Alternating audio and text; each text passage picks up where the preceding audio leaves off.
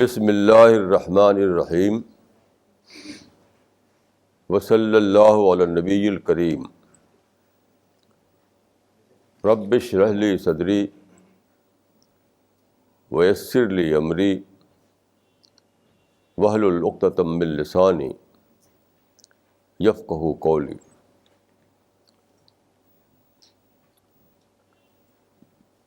آج کے ٹاک کے لیے جو تھیم ہے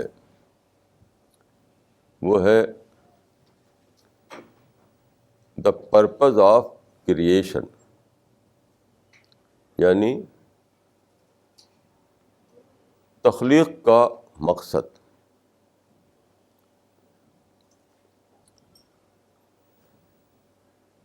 آپ جانتے ہیں کہ خدا نے انسان کو بنایا،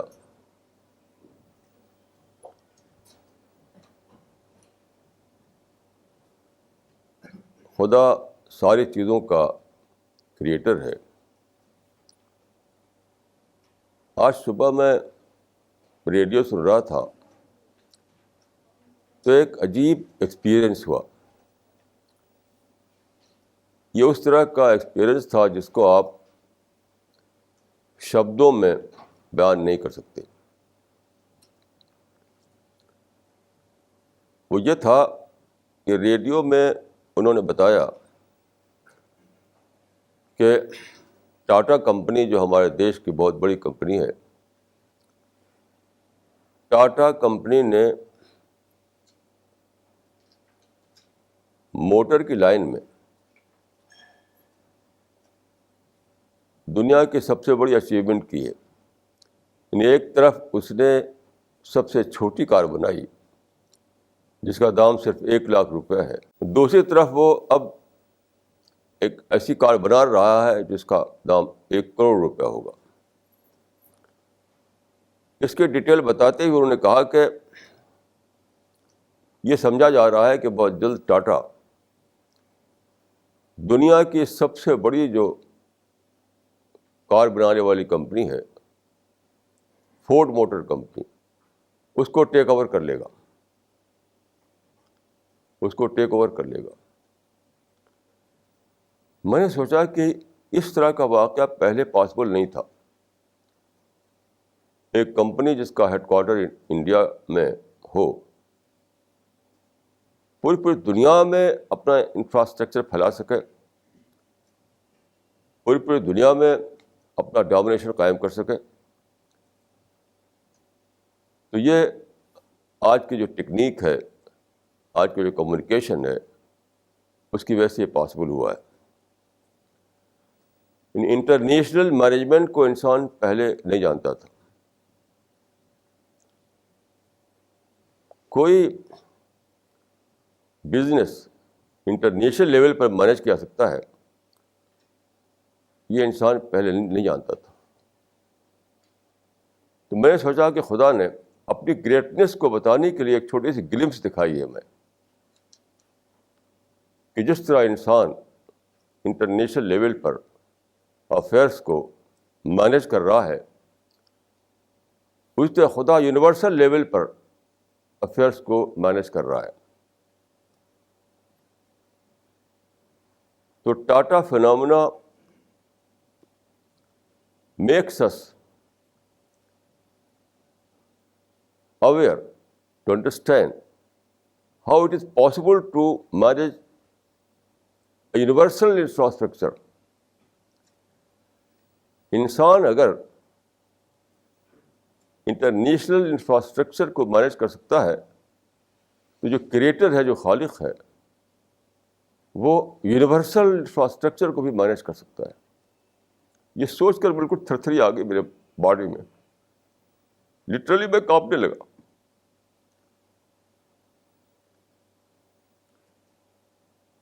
میں سمجھتا ہوں کہ آج کے زمانے میں خدا نے وہ نشانیاں، وہ سائنس آخری طور پر کھول دی ہیں جس سے آپ خدا کو سمجھ سکیں۔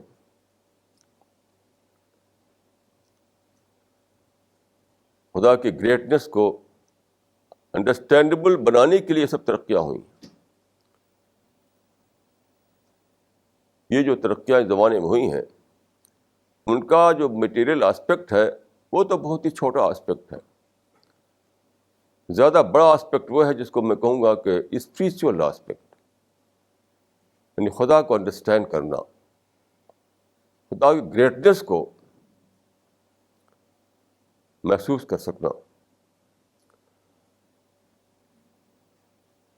تو یہ ہے خدا جس کی ایک بہت ہی چھوٹی سی گلمس ہم سائنس کے میریکلز میں آج دیکھ سکتے ہیں. تو اس خدا نے یہ دنیا بنائی، انسان کو یہاں بسایا. سارے انسان ایکول بیسس پر خدا کے بنائے ہوئے ہیں. اس اعتبار سے انسان اور انسان میں کوئی فرق نہیں. لیکن ایک فرق ہوتا ہے جو ریئل فرق ہے، ریئل ڈفرینس ہے، وہ ہے بلیور اور ان بلیور کا فرق. ایک اعتبار سے یہ ساری دنیا دارالانسان ہے، سب کا سب لوگ یہ دارالانسان ہے. لیکن ایک اور اعتبار سے ایک انسان اور دوسرے انسان میں ڈفرینس ہو جاتا ہے، وہ ہے بلیف سسٹم، خدا کو ماننا. اس اعتبار سے فرق ہو جاتا ہے. کچھ بلیور ہوتے ہیں، کچھ ان بلیور ہوتے ہیں. ہمارے علماء نے باسی دور میں دنیا کو کئی اس میں بھاگوں میں تقسیم کیا. دارالاسلام، دارالحرب، دارالکفر. یہ ریئل تقسیم نہیں ہے. انہوں نے دیکھیے، میں سمجھتا ہوں کہ یہ غلطی ہے کہ آپ یہ سب ان ٹرم آف لینڈ آپ نے ڈیوائڈ کیا. In term of land, in term of land divide کرنا یہ کوئی ڈویژن نہیں ہے، یہ آپ کا اپنا سیلف اسٹائلڈ ڈویژن ہے. خدا کا جو ہے وہ ان ٹرم آف مین. رسول اللہ کے زمانے میں، صحابہ کے زمانے میں یہ شبد نہیں بولے جاتے تھے. دارالاسلام، دارالحرب، دارالکفر، یہ سب بات کو بنائے گئے ہیں. یہ ان ٹرم آف لینڈ لوگوں کو تو بانٹتے ہیں. یہ بٹوارہ آرٹیفیشل ہے. ریئل بٹوارہ وہ ہے جو ان ٹرم آف مین ہو. یعنی کچھ لوگ وہ ہیں جو خدا کو ماننے والے ہوں یا ریئلٹی کو ماننے والے ہوں. خدا کو ماننا کیا ہے؟ ریئلٹی کو ماننا، سچائی کو ماننا. اور خدا کو نہ ماننا کیا ہے؟ ریئلٹی کا انکار کرنا، سچائی کا انکار کرنا. کیونکہ خدا ہی سب سے بڑی سچائی ہے، سب سے بڑی ریئلٹی ہے، جو کہ کریٹر ہے. تو میں سمجھتا ہوں کہ یہ ہماری تاریخ میں ایک غلطی تھی کہ ان ٹرم آف لینڈ چیزوں کو بانٹا گیا. دارالانسان، اصل چیز ہے دارالانسان. یہ تو آرٹیفیشل تقسیمات ہیں کہ دارالاسلام، دارالکفر، دارالحرب. اس کے بعد جو ریئل تقسیم ہے وہ یہ ہے بلیور اور ان بلیور کی. یہی میں سمجھتا ہوں کہ صحیح تقسیم ہے. پرافٹ آف اسلام کے زمانے میں جو ڈویژن تھا وہ تھا یہی. اس میں ایک پلس تھا، ایک اور جو ذمہ داری تھی بلیورس کی، وہ تھی شہادت، گواہی، جس کو ہم دعوت و تبلیغ کہتے ہیں.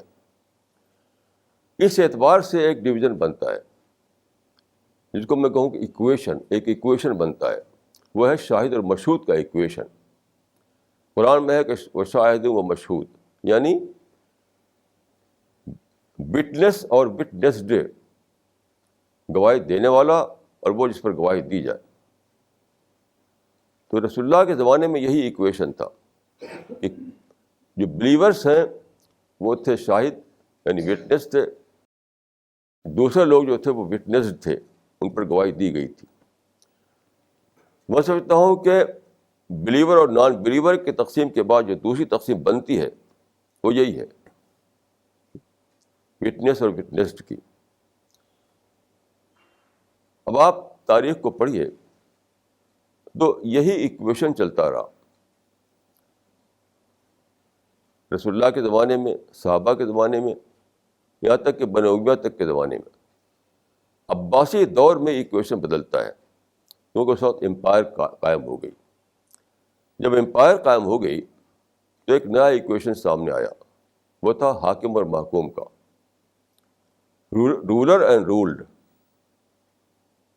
حاکم اور محکوم، رولر اینڈ رولڈ. یہ اسلامی ایکویشن نہیں ہے. اسلام کے مطابق جو ایکویشن ہے وہ شاہد اور مشہود کا ہے، یعنی دعوت دینے والا اور دعوت پانے والا، وٹنس اور وٹنسڈ. یہ جو حاکم اور محکوم کا ایکویشن ہے یہ تو پولیٹیکل ایکویشن ہے، لیکن اسی کی بیسس پر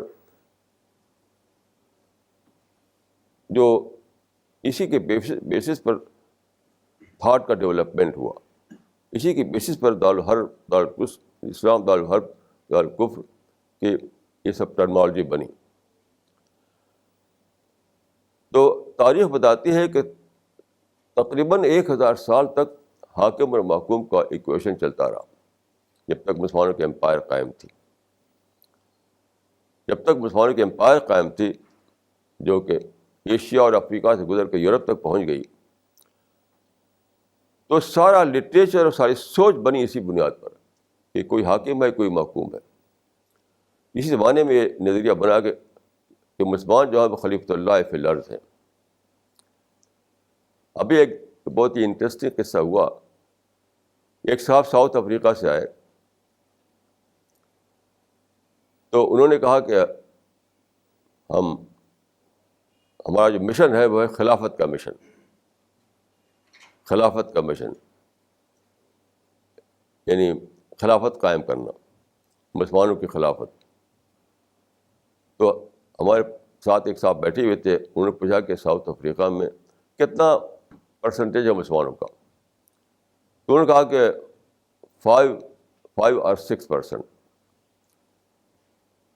تو انہوں نے کہا کہ جب آپ صرف 5% یا 6% ہیں تو ہاؤ یو کین اسٹیبلش خلافہ ان ساؤتھ افریقہ؟ اتنی ٹائنی مائنارٹی میں ہوتے ہوئے آپ وہاں پر مسلمانوں کی خلافت کیسے قائم کریں گے؟ تو اس کے بعد ایک پرجوش تقریر کی انہوں نے، میں تو سمجھا نہیں کہ کیا کہہ رہے ہیں وہ، کیسے یہ پاسبل ہو جائے گا. تو چیز کیا ہے، فریم ورک جو بنا حاکم محکوم کا ایکویشن کے بیس پر، وہ آج تک کنٹینیو کر رہا ہے، ابھی تک وہ بدلا نہیں. یہ ہے سب سے بڑی مصیبت.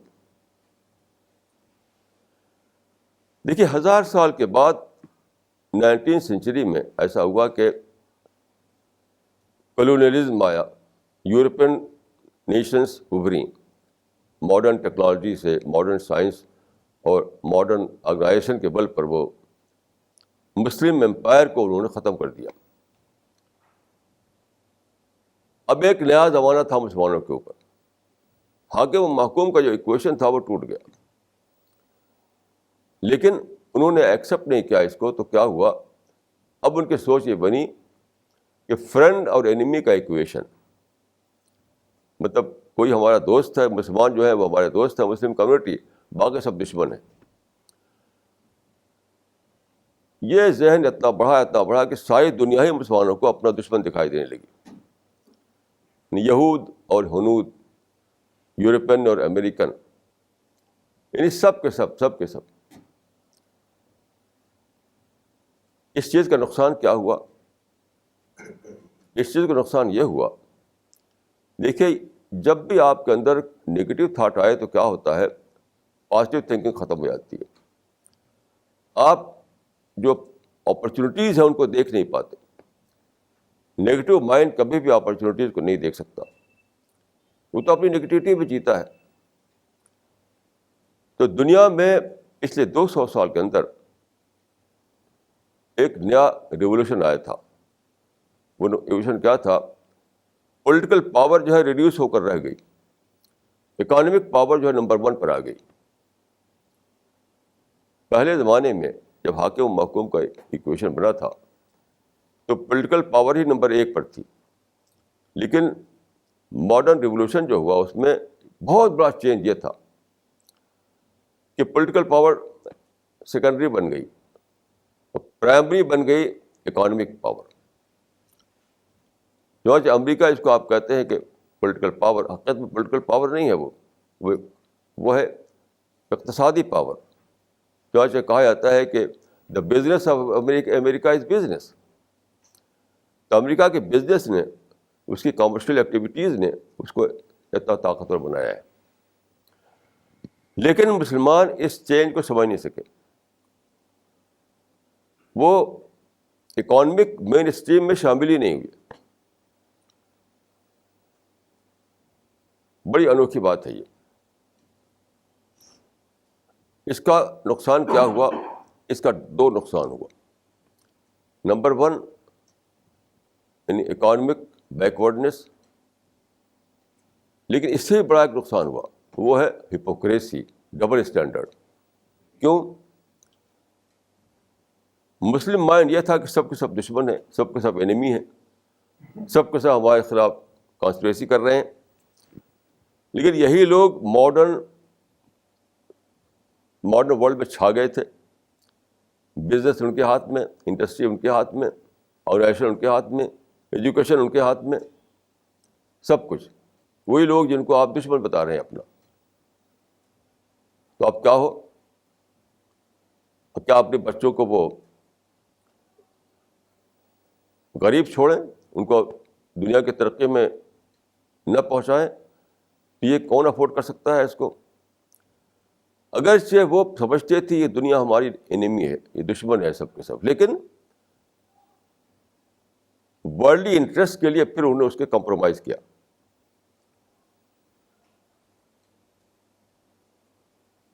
اندر تو نیگیٹو تھاٹ تھا، اندر تو یہ تھا کہ سب کے سب کانسپریسی کر رہے ہیں، سب کے سب ہمارے انیمی ہیں. لیکن اپنے انٹرسٹ کو جو کل ہو رہا تھا اس کو بچانے کے لیے انہوں نے اسے کمپرومائز کر لیا. یہ تھا ہپوکریسی. جس کو آپ سمجھیں کہ وہ میرا دشمن ہے، اسی سے آپ کمپرومائز کریں اپنے مٹیریل انٹرسٹ کے لیے. اسی کا نام ہے ہپوکریسی، ڈبل اسٹینڈرڈ. پوری دنیا جو ہے وہ ہو گئی ڈبل اسٹینڈرڈ. میں جہاں بھی جاتا ہوں مسلمانوں کو پاتا ہوں کہ سب نیگیٹو تھنکنگ میں جی رہے ہیں، اور ساتھ ساتھ وہ ورلڈلی چیزوں میں انہی سے اپنا کمپرومائز کیے گے. ایک صاحب جو دلی میں تھے، ہم سے بہت باتیں کرتے تھے وہ، اور یہودیوں کے خلاف بہت تقریر کرتے تھے. بہت یہودی ایسے خراب، ایسے یہودی خراب. وہ گئے ایجوکیشن کے لیے امریکہ، اس وقت امریکہ ہی میں ہے وہ. وہاں پہنچے تو وہاں ایک جوئش کالج میں انہوں نے ایڈمیشن لیا. کیوں؟ بیٹر ایجوکیشن وہی مل رہی تھی ان کو. جن جوز کے بارے میں نیگیٹو تھاٹ ان کے اندر تھا، اسی سے اچھی ایجوکیشن لینے کے لیے وہاں پر انہوں نے ایڈمیشن لے لی. اسی کو میں کہہ رہا ہوں کہ ہپوکریسی، ڈبل اسٹینڈرڈ. جس کو بھی اندر سے گری دیے تو کیا نکلتا ہے؟ اندر سے نیگیٹو تھاٹ سب کے خلاف. لیکن عین اسی وقت وہ دوسروں کے ساتھ کمپرومائز کر کے فائدہ بھی اٹھا رہا ہے. انہی کی کمپنی میں جاب کرے گا، انہی کے ساتھ بزنس کرے گا، وغیرہ وغیرہ. تو چونکہ نئے حالات میں جو نیا ایکویشن بنا تھا اس سے لوگ مسلمانوں نے ایڈجسٹ نہیں کیا، تو پوری مسلم کمیونٹی جو ہے وہ ہپوکریٹ بن کر رہ گئی. میں سمجھتا ہوں کہ اس سے بڑا نقصان اور کوئی نہیں ہو سکتا. جو لوگ ہمارے مشن سے جڑے ہوئے ہیں، میں سمجھتا ہوں کہ سر وہی ایکسیپشن ہے کہ وہ اس ہپوکریسی سے بچے ہوئے ہیں. وہ مجھے اپنے مشن کے باہر کوئی دکھائی نہیں پڑتا جو اس سے بچا ہوا، اس ہپوکریسی سے، کہ جس کو برا بتائیں گے اسی سے فائدہ اٹھائیں گے. ہمارے ایک ساتھی نے بتایا، انڈیا کی بات، ایک شہر میں ایک صاحب تھے، ایک مسلمان، تو وہ جو انڈیا میں جو ایکسٹریمسٹ ہندو ہیں ان کے خلاف بہت بولتے تھے، وہ بہت. وہی ایکسٹریمسٹ لیڈر، ایک ایکسٹریمسٹ پارٹی جو انڈیا میں ہے ہندوؤں کی، اسی کے لیڈر کے ہاں وہ گئے ایک دن ملنے کے لیے. تو وہی صاحب وہاں بیٹھے ہوئے تھے جو کہے تھے کہ سب دشمن ہے اسلام کے، مسلمانوں کو دشمن ہے. وہ پہلے سے ان سے ملنے کے لیے گئے تھے، وہاں موجود تھے وہ. تو انہوں نے جب دیکھا ان کو تو کہا کہ تم تو ان کے بڑے خلاف ہو، یہاں کیسے بیٹھے ہوئے تم؟ کہ وہ ایک کام تھا اس لیے آنا ہوا. یعنی کام کے لیے تو آپ نے ان کے ساتھ کمپرومائز کر لیا، اور دل میں کیا بیٹھا ہوا ہے کہ یہ دشمن ہے. امریکہ میں 13 بار گیا ہوں، بہت لوگوں سے ملاقاتیں ہوئی، سب امریکہ کے خلاف جذبات دل میں لیے ہوئے ہیں. میں نے ایک صاحب سے پوچھا جو پاکستان سے آئے تھے کہ آپ تو اتنا برا برا بھلا کہتے ہیں امریکہ کو، پھر یہاں آئے کمانے کے لیے آپ تو کیا کہتے ہیں؟ تو رزق تو خدا کی طرف سے جہاں لکھا رہے گا وہیں جائے گا آدمی. میں نے کہا کہ پاک لینڈ میں رزق نہیں تھا آپ کا، ناپاک لینڈ میں رزق لکھا ہوا تھا آپ کا، کیسا خدا ہوگا وہ؟ پاکستان تو پاک لینڈ ہے، امریکہ ناپاک لینڈ ہے، تو آپ کو روزی یہاں لکھ دیا خدا نے. کتنا بڑا نقصان ہے یہ کہ پوری مسلم کمیونٹی جو ہے ہپوکریسی میں پڑی ہوئی ہے. میرے اپنے ایکسپیرینس کے مطابق میں کہوں گا کہ خدا کی طرف سے ہمارا جو مشن ہے وہ کسی قسم کی نگیٹیوٹی پہ کھڑا نہیں ہوا. ہم کسی کو دشمن نہیں سمجھتے اپنا، ایکسپٹ سیٹن کو. ہم صرف سیٹن کو دشمن سمجھتے ہیں، باقی کسی کو دشمن نہیں سمجھتے. تو ہمارے مشن جو جڑے ہوئے ہیں وہ اس ہپوکریسی سے پاک ہے. اب میں یہ کہوں گا کہ دیکھیے یہ جو ایکویشن ٹوٹا حاکم اور حکوم کا، اور اب جو مسلمان دشمن اور دوست کے ایکویشن میں جی رہے ہیں، تو صحیح کیا ہے؟ صحیح ہے کہ ہم لوٹیں پیچھے کی طرف، یعنی دوبارہ وہی شاہد مشہود کا ایکویشن دنیا میں واپس لانا ہے ہم کو. اسی کی ہم کوشش کر رہے ہیں. ہماری کوشش اسی کے لیے ہے کہ مسلم جو ہے ایک اعتبار سے وہ بلیور ہے اپنے لحاظ سے، دوسروں کے لحاظ سے وہ وٹنس ہے، وہ دائی ہے. تو جو صحیح ایکویشن اس زمانے میں ہے وہ دائی اور مدعو کا ایکویشن. دائی اور مدعو ہم بولتے ہیں اسی سینس میں جو قرآن میں شاہد اور مشہود آیا ہے.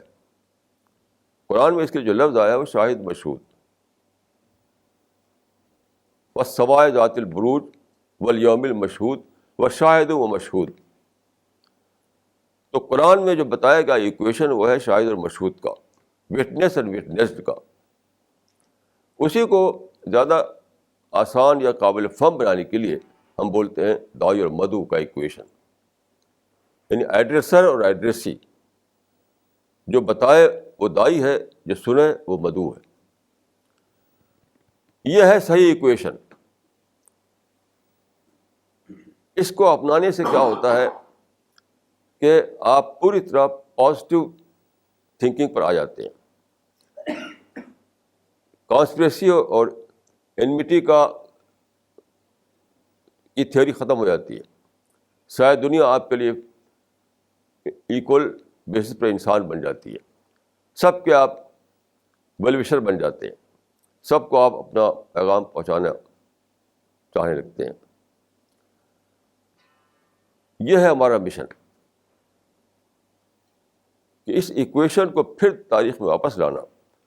جو رسول اللہ کے زمانے میں شاہد اور مشہود کے طور پر تھا، اب ہم اسی کو کہہ رہے ہیں دائی اور مدعو کے طور پر، کہ ہم اپنے کو دائی سمجھیں اور دوسروں کو مدعو سمجھیں.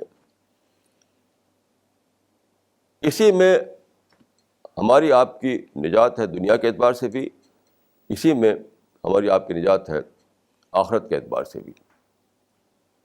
اس کے سوا اور کوئی دوسرا طریقہ نہیں، کوئی بھی دوسرا طریقہ نہیں. اب میں ایک بات یہ کہوں گا کہ دعوت جو ہے صرف اناؤنسمنٹ کا نام نہیں ہے.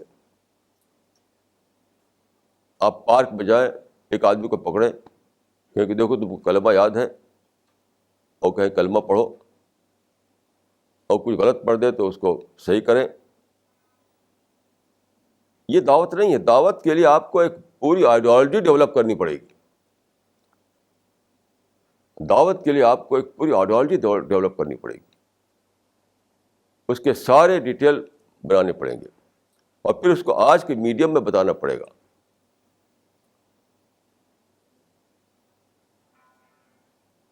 آج کا انسان جو ہے، جب تک اس کو آپ ایک آئیڈیالوجی کے طور پر نہ بتا سکیں، اس کو ریشنل بیسس نہ دے سکیں، تب تک وہ سمجھے گے نہیں کچھ.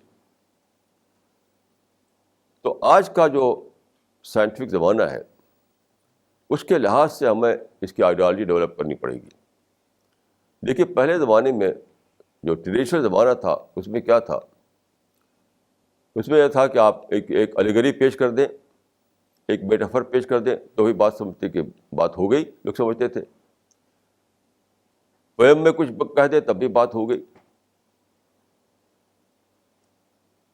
ایک اسٹوری بتا دیں تب بھی بات سمجھتے کہ ہو گئی. اسی لیے میتھولوجیکل جو لٹریچر تھا وہ چلتا رہا، ہزاروں سال تک چلتا رہا. لوگ سمجھتے تھے کہ یہ بھی کوئی طریقہ ہے کہنے کا.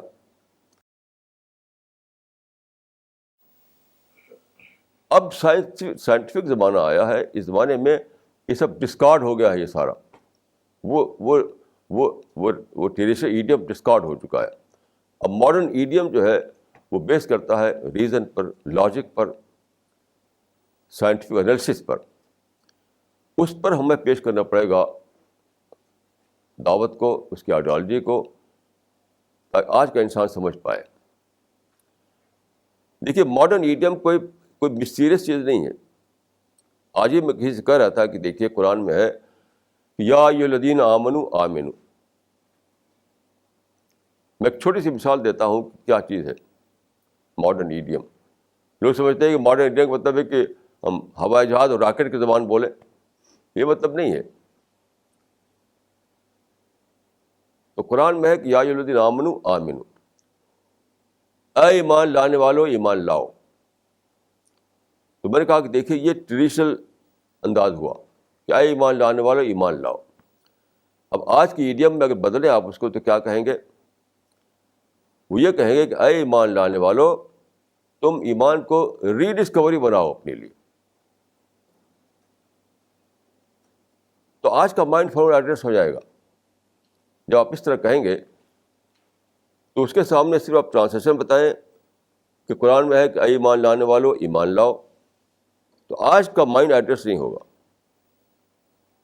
اس وجہ سے اس کو کنورٹ کرنا پڑتا ہے. جب آپ اس کو یہ کہیں کہ اے ایمان لانے والو اسلام کو اپنی ری ڈسکوری بناؤ، تو فوراً وہ سمجھ جاتا ہے. پھر یہ ہے ماڈرن ایڈیم میں پیش کرنا. کسی نے بہت پہلے لکھا تھا ایک آرٹیکل، اس میں اس نے کہا تھا کہ Quran has to be re revealed today. میں سمجھتا ہوں کہ بات صحیح نہیں ہے. Quran has to be redefined today. ہمیں ری ڈیفینیشن کی ضرورت ہے. اس کی ضرورت نہیں کہ ری ریولیوشن کی ضرورت نہیں ہے. تو قرآن کو، اسلام کی تعلیمات کو ہمیں ری ڈیفائن کرنا ہے، پھر سے لوگوں کو اسے انڈرسٹینڈیبل بنانا ہے. ری ڈیفینیشن کا مطلب ہے کہ آج کا جو مائنڈ ہے، آج کی جو سوچ ہے، اس کے لحاظ سے آپ اس کے لیے اس کو انڈرسٹینڈیبل بنائیں. یہ ہے ہماری آج کی ضرورت. تو دائی اور مدعو کا جو ایکویشن ہے اس کو ریوائیو کرنے کے لیے ضرورت ہے کہ دعوت کو ایک آئیڈیالوجی کے روپ میں ڈیولپ کیا جائے. ماڈرن ایڈیم میں ساری ٹیچنگ کو بیان کیا جائے. قرآن اور حدیث کی باتوں کو ریشنل بیسس پہ بیان کیا جائے، بات کو بدلے بغیر. اسی لیے میں ری ڈیفینیشن کا ورڈ یوز کر رہا ہوں. دیکھ کچھ لوگ بات کرتے ہیں ریویژن کی یا ریفارم کی، تو ہمیں ریفارم اور ریویژن نہیں کرنا ہے. ریفارم اور ریویژن میں جو کنوٹیشن ہے وہ یہ ہے کہ آپ پچھلے کو بدلیں، بدل کر کے نئے حالات کے لحاظ سے اس کو بنائیں، یہ مطلب نہیں ہے. لیکن ری ڈیفائن کا مطلب یہ ہے کہ وہی بات جو ہے اسی کو آپ پھر سے انسان کے لیے انڈرسٹینڈیبل بنائیں. تو ہمیں جس کی ضرورت ہے وہ تو نہ تو ریفارم ہے نہ ریویژن ہے، بلکہ وہ ہے ری ڈیفینیشن، پھر سے اس کو ڈیفائن کرنا. جیسے میں نے اس سے پہلے آپ سامنے یہ بات کہی تھی کہ ہماری خواتین جو جینڈر ایکولیٹی سے بہت زیادہ آبسیسڈ ہیں، تو وہ کہتی ہیں قرآن میں ہے کہ الرجال قوامون علی النساء، عورت کے اوپر مرد جو ہے وہ قوام ہے. تو ان کی سمجھ میں نہیں آتا. لیکن جب انہیں یہ بتایا جائے، اسی بات کو ماڈرن ایڈیو میں بتایا جائے، تو میرا تجربہ ایک سب فوراً مان لیتے ہیں اس کو. وہ کیا؟ میں نے کہا کہ دیکھیے یہ جو باسزم کا پرنسپل ہے اسی کی بات کہی گئی ہے قرآن میں.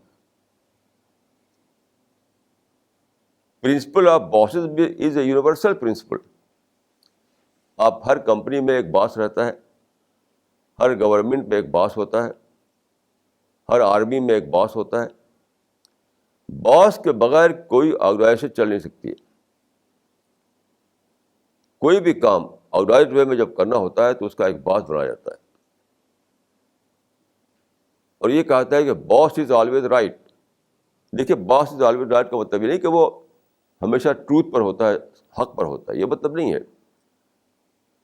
یہ ایک پریکٹیکل ضرورت ہے، پریکٹیکل ضرورت. جیسے ہم نماز پڑھتے ہیں تو ایک آدمی کو ہم امام بناتے ہیں اور اسی کو فالو کرتے ہیں. اس کا مطلب نہیں کہ امام کی نماز ہم سے زیادہ اچھی نماز ہے، کہ امام کوئی اینجل ہے، ایسا مطلب نہیں ہے. یہ آرگنائزیشن کی ایک پریکٹیکل ضرورت ہے. کوئی بھی آرگنائزیشن ایک باس چاہتی ہے، باس نہیں تو آرگنائزیشن نہیں. اسی طریقے سے گھر بھی ایک آرگنائزیشن ہے. تو ہوم کے فرنٹ پر بھی آپ کو ایک باس چاہیے، ہوم کے فرنٹ پر بھی آپ کو ایک باس چاہیے. تو یہ صرف اس کا مطلب یہ کہ ہوم کے فرنٹ پر مرد کو اپنا باس بناؤ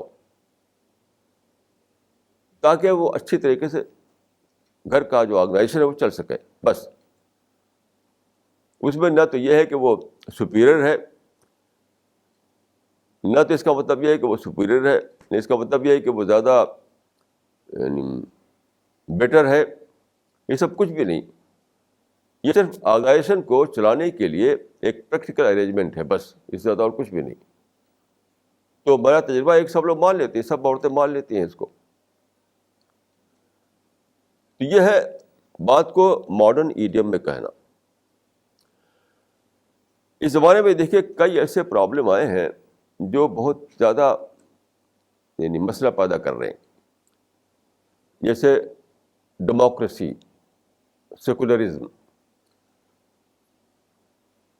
اس طرح کی چیزیں. تو یہاں پر مسلمان اپنے کو انفٹ محسوس کرتے ہیں. وہ سمجھتے ہیں کہ سب ان اسلامک آئیڈیاز ہیں.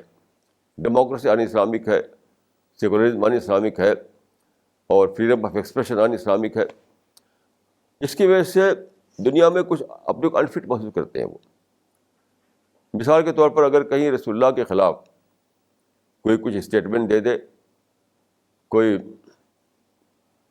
کارٹون چھپ جائے، کوئی کتاب چھپ جائے، تو ایک ہنگامہ کھڑا ہوتا ہے کہ رسول اللہ کی شان میں گستاخی ہو رہی ہے، اور جلاتے پھونکتے ہیں، مارتے کاٹتے ہیں، قتل کا فتویٰ دیتے ہیں.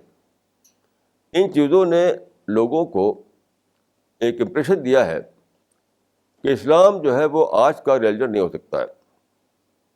کیونکہ آپ جانتے ہیں کہ آج کا جو ماڈرن سویلائزیشن ہے وہ فریڈم کو سمم بونم سمجھتا ہے، فریڈم آف ایکسپریشن کو ہر ایک کا رائٹ سمجھتا ہے. یہ آج اسٹیبلشڈ فیکٹ مانی جاتی ہے کہ ہر آدمی کو یہ رائٹ ہے کہ وہ جو چاہے وہ بولے، جو چاہے وہ لکھے، اس پہ کوئی روک نہیں لگائی سکتی. اب آپ کہتے ہیں کہ نہیں، اگر تو ہمارے رسول کے خلاف کرو گے تو ہم تو قتل کریں گے، تم کو مار ڈالیں گے. آج کا جو ماڈرن مائنڈ ہے اس کی سمجھ میں نہیں آتی یہ بات کیوں اس کے مائنڈ میں تو بیٹھا ہوا ہے کہ فریڈم آف ایکسپریشن جو ہے وہ تو ایک رائٹ ہے آدمی کا, ایبسولوٹ سینس میں رائٹ ہے. یہ لوگ کہتے ہیں کہ نہیں. اب سوال یہ پیدا ہوتا ہے کہ ایسے لوگوں کے لیے اسلام کو کس طرح سے انڈرسٹینڈیبل بنایا جائے. تو میں یہ کہوں گا کہ اس پر پھر سے آپ سوچیے, دنیا بھر کے مسلمان سوچیں. میں دو باتیں کہوں گا اس سلسلے میں. پہلی بات یہ ہے کہ یہ جو لا ہے یا یہ جو بنایا گیا ہے یہ طریقہ کہ جو گستاخی کرے رسول اللہ کی اسے مار ڈالو, یہ اپنے آپ میں بھی بیس لیس ہے. قرآن میں یا حدیث میں ایسا کوئی بھی نہیں ہے قانون. مثلا کہیں حدیث میں نہیں آیا ہے کہ من شتم رسول کو فقتلوہ, جو تمہارے پیغمبر کے گستاخی کرے اس کو مار ڈالو, ایسا تو کہیں بھی نہیں ہے. کئی کتابیں لکھی گئی ہیں اسی پر, جسے ابن تیمیہ کی مشہور کتاب ہے الصارم المسلول علی شاتم الرسول, اور بھی کئی کتابیں. ان کتابوں میں کوئی ایک بھی ریفرنس قرآن حدیث کا نہیں ہے. میں پورے اعتماد کے ساتھ کہہ سکتا ہوں کہ ان کتابوں میں ایک بھی ریفرنس نہیں ہے. ساری دلیلیں ان کی جو ہے وہ سب وہ ہے انفرینشیل ہے, انفرینشیل دلیلیں ہیں. ان کی ریزننگ جو ہے وہ انفرینس پر بیس کرتی ہے. تو میں یہ کہوں گا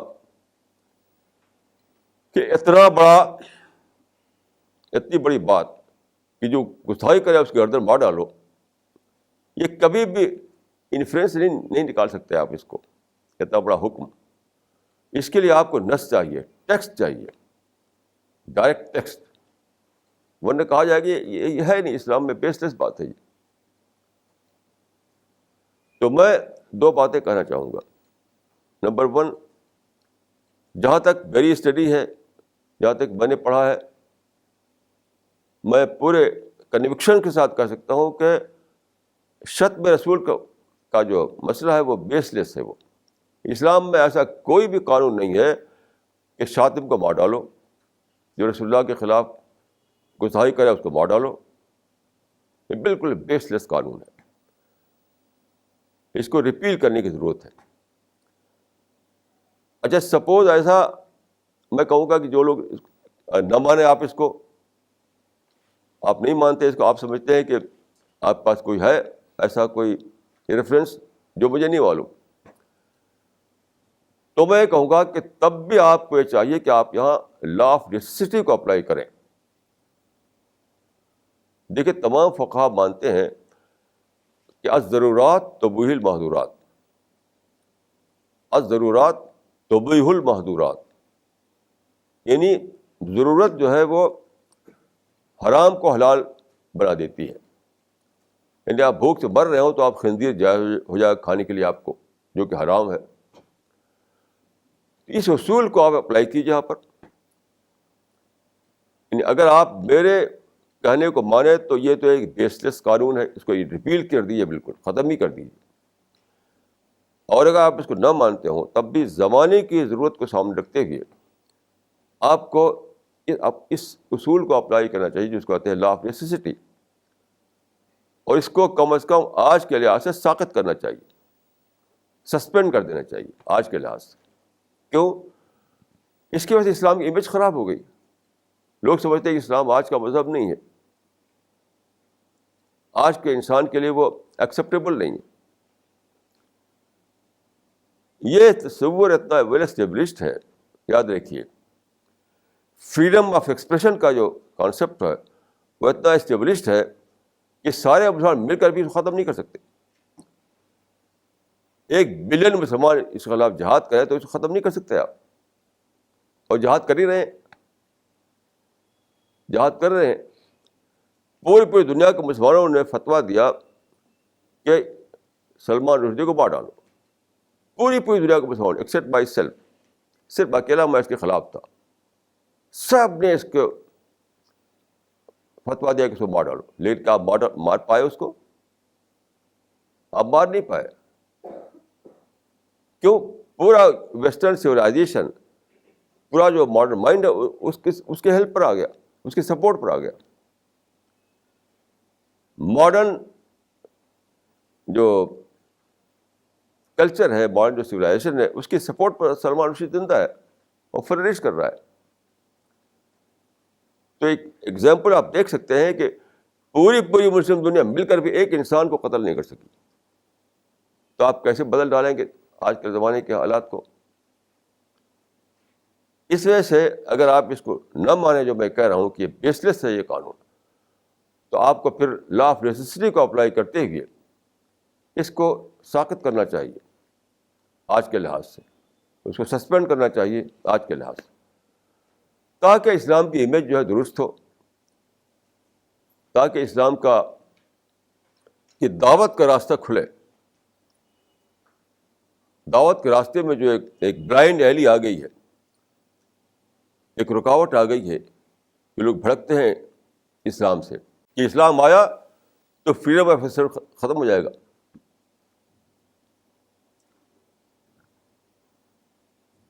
تو اس لیے دیکھیے, کوئی ہمارے پاس دوسرا آپشن نہیں ہے کہ یا تو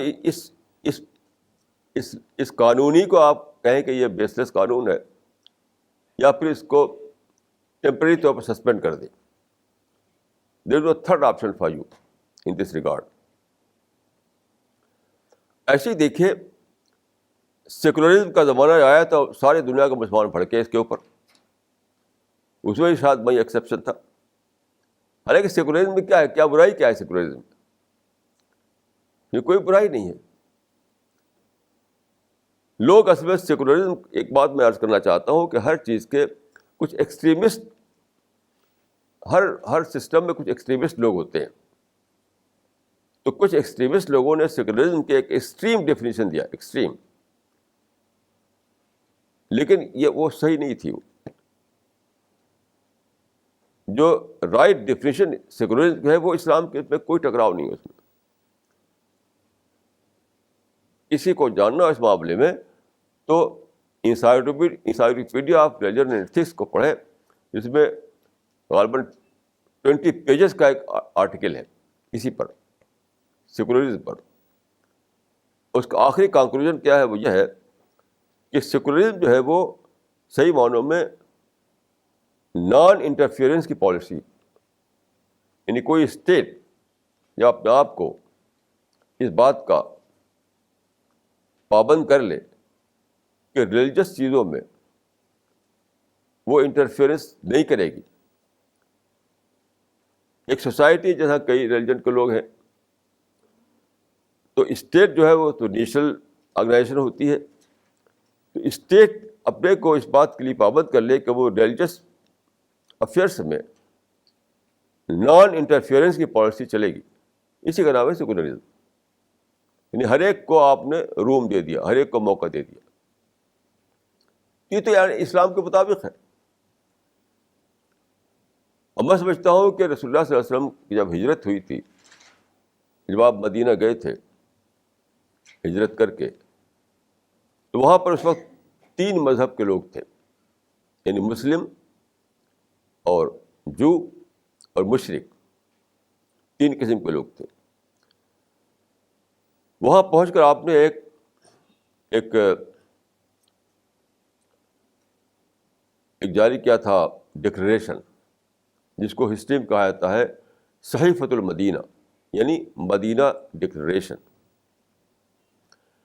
اس میں لکھا گیا تھا کہ للیہود دینہم وللمسلمین دینہم, یعنی یہود کے لیے ان کا دین, مسلمانوں کے لیے ان کا دین, یعنی ہر ایک کے لیے اپنا دین. جو اسٹیٹ پالیسی آپ کی جو تھی وہاں پر مدینہ میں, وہ یہ تھی, وہی تھی جو سیکولر پالیسی کہتے ہیں. جیسے انڈیا میں سیکولر پالیسی ہے, ہم کو آپ کو موقع ہے کہ یہاں پر آپ نے قرآن حدیث کی بنا بولیں, کوئی ہمیں پکڑنے نہیں آتا. یعنی ہم اس ملک میں کسی بھی شہر میں جا کر کے بولتے ہیں قرآن حدیث پر. ابھی کل مجھے بلایا گیا تھا یہیں کانسٹیٹیوٹ کلب میں, وہ سب ہندو لوگ تھے, کرسچن لوگ تھے, سب لوگ تھے. میں جا نہیں سکا کسی وجہ سے, پروگرام میرا تھا اس میں, تو بجائے اسلام پر بولنے کے لیے کہا گیا تھا. کوئی رکاوٹ نہیں, کوئی پابندی نہیں ہے. کسی بھی سٹی میں جائیے, کسی بھی ٹاؤن میں جائیے, آپ قرآن اور حدیث پر بولیے, کوئی پکڑتا نہیں. کیوں؟ انڈیا میں سیکولرزم کا پرنسپل چل رہا ہے. یہاں گورنمنٹ سیکولر گورنمنٹ ہے, تو نیشنل افیئرس میں وہ اپنی پالیسی چلاتی ہے, جیسے اریگیشن ہے, پاور سپلائی ہے, سٹی پلاننگ ہے, اور اس طرح کی دوسری چیزیں جو ہیں اس میں وہ اسٹیٹ پالیسی ہوتی ہے, جو سب کا پرابلم ہے. لیکن جو ریلیجس افیئرس ہیں تو ان میں ہندو کو اپنی آزادی ہے, مسلمان کو اپنی آزادی ہے, پارسی یہودی سب کو آزادی ہے. یہی سیکولرزم ہے. یہ تو کتنا اچھا ہے. یہ تو اسی کا جو مدینہ میں رسول اللہ نے اختیار کیا تھا, اسی کا ماڈرن ایڈیشن ہے. یہ جو پالیسی رسول اللہ صلی اللہ علیہ وسلم نے صحیفۃ المدینہ یعنی مدینہ ڈکریشن کے ذریعے مدینہ کے اسٹیٹ جو بنی تھی, پہلی اسٹیٹ وہاں اختیار کی تھی, اسی کا یہ ماڈرن ورژن ہے. تو یہ بڑھنے کی کیا ضرورت ہے؟ یہ تو کوئی بڑھنے کی بات ہی نہیں. اچھا, اس ڈیموکریسی بھڑکتے ہیں. میں نے بہت ہی ٹاپ کے مسلم لیڈرز کے پڑھے, جو ڈیموکریسی کو کہتے تھے وہ ان اسلامک. کیوں؟ انہوں نے یہ نظریہ بنایا کہ لا گیور جو ہے وہ خدا ہے, اور ڈیموکریسی میں پیپل کو لا گیور مان لیا جاتا ہے, کیونکہ آپ جانتے ہیں کہ ڈیموکریسی کا پرنسپل ہے government of the people, by the people, for the people. اس لیے وہ اسلام کے خلاف ہو گیا. یہ فالس آرگومنٹ ہے, فالس آرگومنٹ ہے. دیکھیے بیسیکلی کیا ہے, وہ یہ ہے کہ یہ بھی قرآن حدیث کے مطابق ہے. ایک حدیث میں ہے کہ کما تکونون کذالک یولی علیکم. یہ حدیث ہے, پروفیٹ آف اسلام کی حدیث ہے, کما تکونون کذالک یولی علیکم, یعنی جیسے تم ویسے تمہارے حکمراں, یہ تم ویسے تمہارے رولر, مطلب جیسے پیپل ویسی حکومت. تو ڈیموکریسی یہی تو ہے, ڈیموکریسی جیسے پیپل ویسی حکومت. Government of the people, by the people, for the people. تو پیپل کا بلیف سسٹم کیا ہے, پیپل کی کیا مانتے ہیں کیا نہیں مانتے, اسی پر ڈپینڈ کرتا ہے کہ ان کے درمیان کون سا رول بنے گا, کون سی گورنمنٹ بنے گی. تو آپ پیپل میں کام کیجئے یا دوسرے لوگ کام کرتے ہیں, ماسز میں آپ کام کیجئے. ماسز کو اگر آپ بدل لیں گے تو گورنمنٹ بدل جائے گی. اس میں بھڑکنے کی کیا ضرورت ہے بتائیے. تو ڈیموکریسی تو عین ہمارے یعنی وہی ہے جو خود اسلام کا پرنسپل ہے کہ عوام کو بدلو اور گورنمنٹ بدل جائے گی. کما تکونون کذالک یولی علیکم. تو جن چیزوں سے مسلمان بھڑکتے ہیں وہ ان کا اپنا بنایا ہوا طریقہ ہے, وہ اسلام کی ٹیچنگ نہیں ہے وہ. تو اس زمانے میں جو نکلا ہے یہ, یعنی جس کی وجہ سے مسلمان سمجھتے ہیں کہ سب ہمارے اینیمی ہیں, سب ہمارے کانسپریسی کرتے ہیں ہمارے خلاف, وہ سب فالس ریزننگ پر قائم ہے, فالس بیسس پر قائم ہے. پرانا ایک مثل ہے عربی میں, الناس اعداء ما جہلوا, الناس اعداء ما جہلوا. لوگ اس چیز کے دشمن بن جاتے ہیں جس کو وہ نہ جانتے ہو. لوگ اس چیز کے دشمن بن جاتے ہیں جس کو وہ نہ جانتے ہو. میں سمجھتا ہوں کہ اس زمانے میں ہر طرف مسلمانوں نے نہ جاننے کی وجہ سے یہ کیا کہ ہر چیز کے دشمن بن گئے. یہاں تک کہ ہمارے نوجوانی کی عمر میں دیکھتا تھا کہ لوگ سائنس کو ایتھیزم سمجھتے تھے. اس زمانے میں یہ کانسیپٹ تھا کہ سائنس مینس ایتھیزم, یعنی الحاد, یعنی سائنس اور الحاد دونوں کو ایک سمجھتے تھے وہ. حالانکہ سائنس جو ہے وہ کیا ہے, سائنس تو وہی ہے اس کو قرآن میں کہا گیا آفاق و انفس کی جو نشانیاں ہیں اس کا ظہور. سائنس کا ہے. سائنس تو نیچر کو ایکسپلور کرنا, نیچر میں جو لا ہے اس کو دریافت کرنا ہے, اس کو بتانا, اسی کا نام سائنس ہے. سائنس میں سائنس آف نیچر. تو اس زمانے میں دیکھیے سب سے بڑی مصیبت یہ پیش آئی ہے کہ لوگ الناس و آداء ما جہلوا کا شکار ہو گئے. نہ جاننے کی وجہ سے ہر چیز دشمن بن گئے کہ سائنس ہمارے دشمن ہے, ٹیکنالوجی ہمارے دشمن ہے, سیکولرزم ہمارے خلاف ہے, ڈیموکریسی ہمارے خلاف ہے, فریڈم آف ایکسپریشن کا نظریہ ہمارے خلاف ہے. یہ کتنی بڑی بھول ہے. دیکھیے پچھلے زمانوں میں کبھی بھی انسان کو یہ حاصل نہیں تھا, یہ جس کو ہم کہتے ہیں فریڈم آف ایکسپریشن. اس زمانے میں جب فریڈم آف ایکسپریشن کا زمانہ آیا تو ہمارے بھی تو فریڈم ملی, ہم کو بھی. یہ تھوڑی کہ دوسروں کو ملی ہم کو نہیں ملی. پہلے زمانے میں تو کسی کو فریڈم نہیں ہوا کرتی سوائے بادشاہ کے. صرف کنگ جو تھا اسی کو فریڈم ملی ہوتی تھی پہلے زمانے میں, باقی سب سبجیکٹ ہوتے تھے, سبجیکٹ.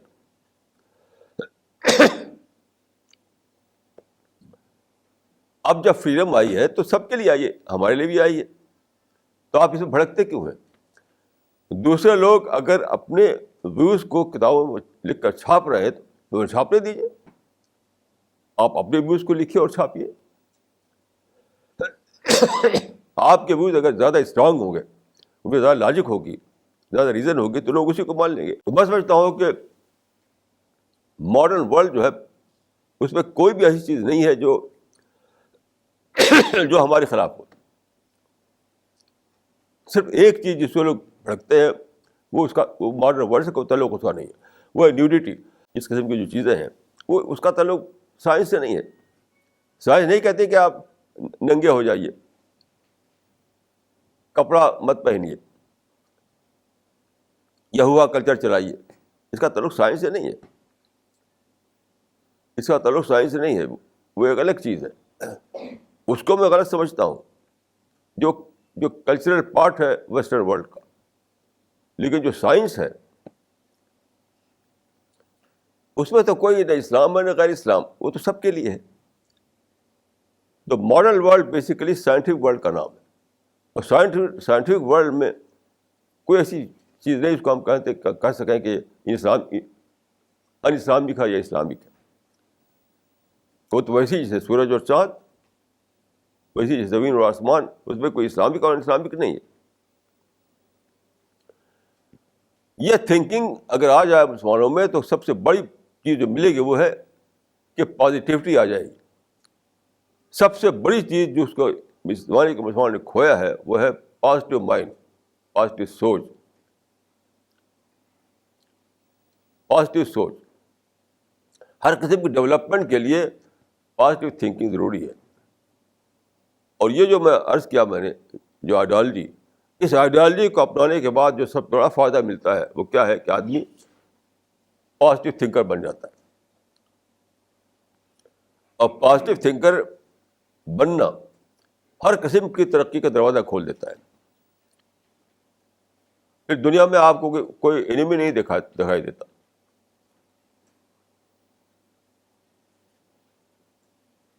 تو میں سمجھتا ہوں کہ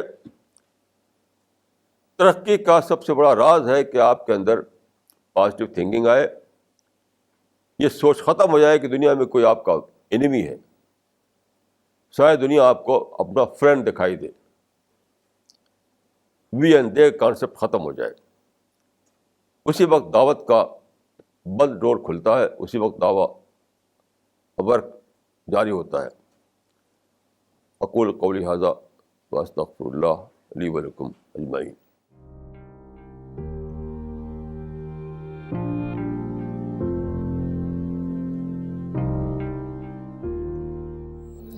This question is from Muhammad Shaukat Ali. What is the difference between regionalism and spiritualism? Kindly explain. دیکھیے ریلیجن اور اسپریچولیٹی میں کیا ڈفرینس ہے یہ بہت پرانا ڈسکشن ہے اور شاید ابھی تک یہ ڈیسائیڈ نہیں ہوا. تو کنسنسس تو ابھی تک ہوا نہیں، نہ آگے کبھی ہونے کی امید ہے. ویسے میں جو سمجھ پایا ہوں، میرا جو ایکسپیرئنس ہے، جو اسٹڈی ہے، تو میں سمجھتا ہوں کہ اسپریچولیٹی جو ہے دو قسم کی ہوتی ہے. ایک ہے سیلف سینٹرڈ اسپریچولیٹی اور ایک ہے گاڈ سینٹرڈ اسپریچولیٹی. تو وہ اسپریچولیٹی جو سیلف سینٹرڈ ہو وہ تو ایک انڈیپینڈنٹ ڈسپلن ہے، اس کا ریلیجن سے کوئی تعلق نہیں.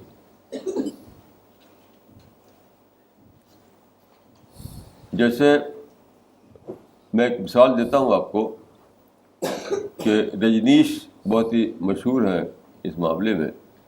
تو ان کی ایک بک ہے کنڈلنی اندر بسے.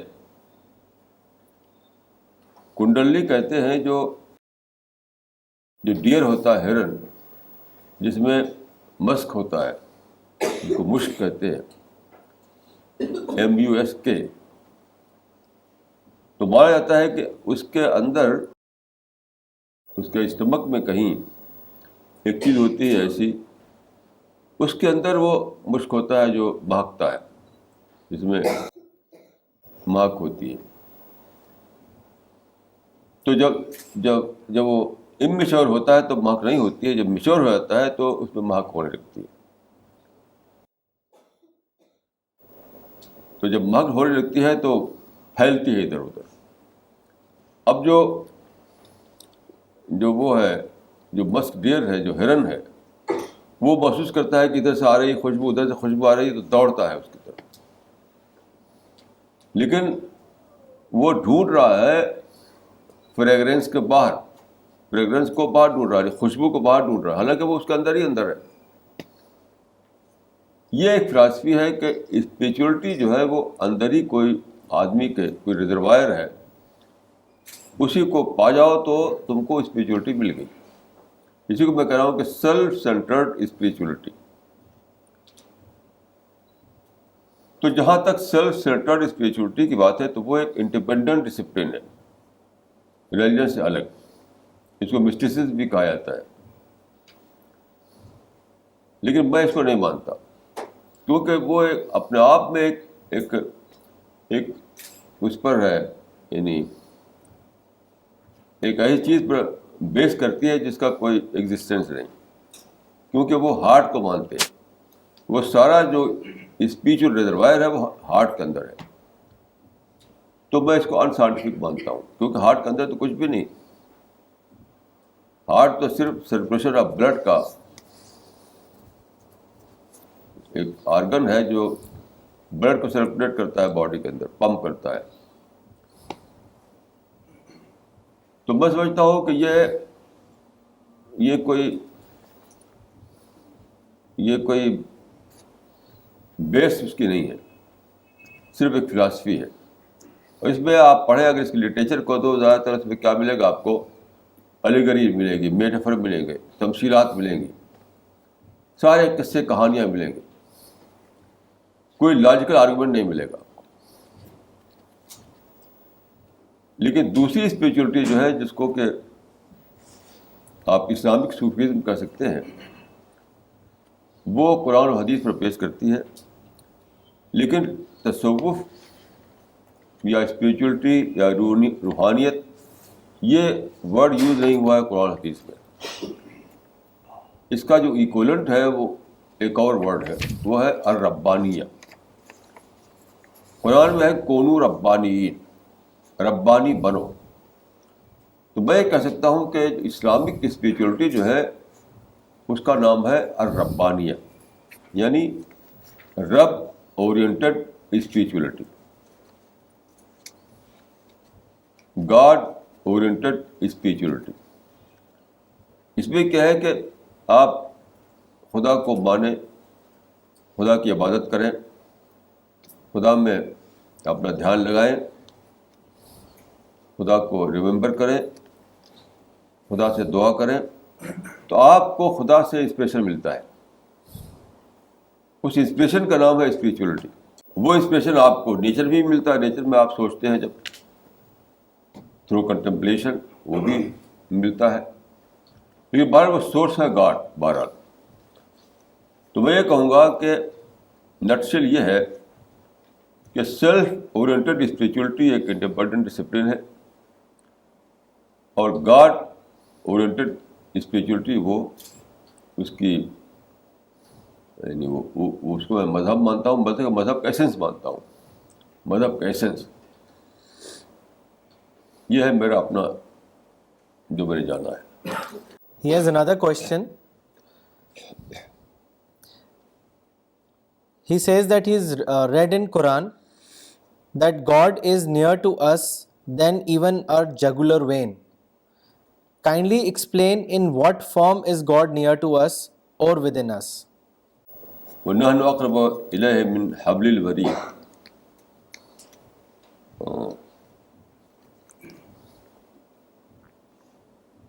اس کو کہتے ہیں رگے جاں, کہ خدا آدمی کے رگے جاں سے بھی زیادہ قریب ہے. وہ ایک سمبولک لینگویج ہے. اس کے بعد وہیں بیٹھا ہوا ہے, اس کا مطلب یہ نہیں ہے. یہ تو ایک سمبولک لینگویج ہے. دیکھیے اس کو آپ چاہیں کہ میتھمیٹیکل ٹرم میں یا جس لینگویج میں آپ دوسری جو ڈیفائن کرتے اس طرح سے جان لیتے, یہ تو پاسبل نہیں ہے. لیکن خدا کا پریزنس ہر جگہ ہے. پریزنس مانے یہ کہ باڈیلی ہر جگہ ہے. وہ کسی اور فارم میں ہے, کسی ہائر فارم میں. تو آپ اس میں یہ بات کہوں گا کہ لوگ خدا کو ڈیفائن کرنا چاہتے ہیں ٹائم اینڈ اسپیس کے ٹرم میں, جو امپاسبل ہے. بیان ٹائم اینڈ اسپیس ہم سوچ نہیں پاتے. اسی لیے آئنسٹین نے سب کو ہماری انفارمیشن سب کو ریلیٹیو بتایا ہے, کیونکہ ہم جو کچھ بھی رائے بناتے ہیں وہ ٹائم اینڈ اسپیس کے اندر ہوتی ہے, اس کے بیان نہیں ہم جا پاتے. تو خدا تو ظاہر ہے کہ ٹائم اینڈ اسپیس کے بیان ہے. بیان نہ ہو تو وہ کریٹر کیسے ہوگا؟ خدا نے جب ٹائم اینڈ اسپیس کو کریٹ کیا تو خود تو اس کے بیان ہو جائے گا وہ. تو یہ سمجھنے کی بات ہے. یہ کوئی اس طرح سے آپ ڈیفائن نہیں کر سکتے جیسے آپ کسی موٹر کار کو یا انجن کو کرتے ہیں. دوسری بات یہ ہے کہ چاہے ہم اس کو شبدوں میں نہ بیان کر سکیں, لیکن احساس میں تو ہر وقت آپ اس کو فیل کرتے ہیں. کیونکہ ایک حقیقت ہے کہ خدا کا جو کانسیپٹ ہے وہ کوئی ایکسٹرنل کانسیپٹ نہیں ہے. ہمارے مائنڈ میں بسا ہوا ہے, ہمارے دل میں بسا ہوا ہے, ہمارے سول میں بسا ہوا ہے.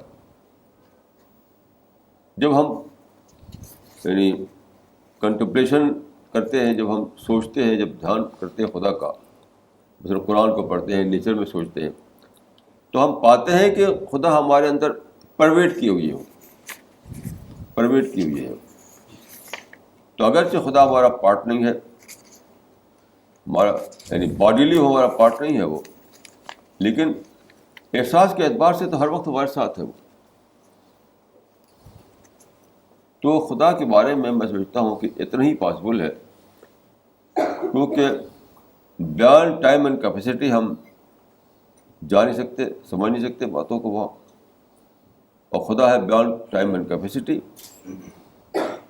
تو اسی پر ہمیں بس کرنا چاہیے اور اسی پر اپنے کنوکشن کا یعنی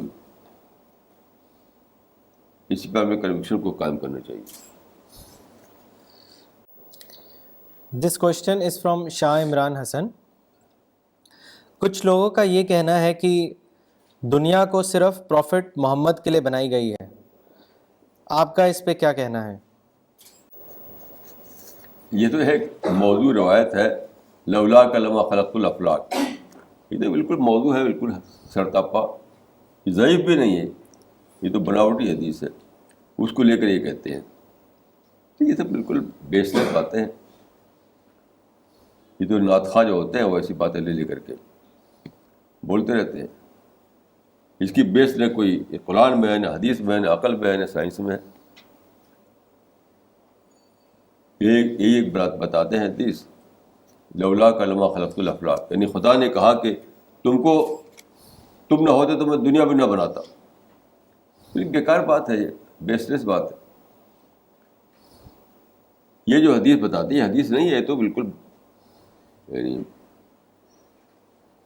بناوٹی حدیث ہے، سرتاپا بناوٹی. اس میں کوئی شک ہی نہیں ہے. اس کو ضعیف بھی نہیں مانا جائے گا، تو ضعیف کہا جائے گا. ضعیف بھی نہیں کہا جائے کہ موضوع. اس کے اوپر آپ کوئی عقیدہ نہیں بنا سکتے. This question is from Sadia. Many people say that because paradise would be a trouble-free place, it would be boring. Kindly explain. ہاں، یہ بہت پرانا سوال ہے. بہت دنوں سے لوگ مجھ سے یہ بات پوچھتے رہے ہیں، لیکن ابھی تھوڑے دن کی بات ہے کہ مجھے اس کی ڈسکوری ہوئی. میں بھی اس سوال کے بارے میں ابھی تک پوری طرح کلیئر نہیں تھا.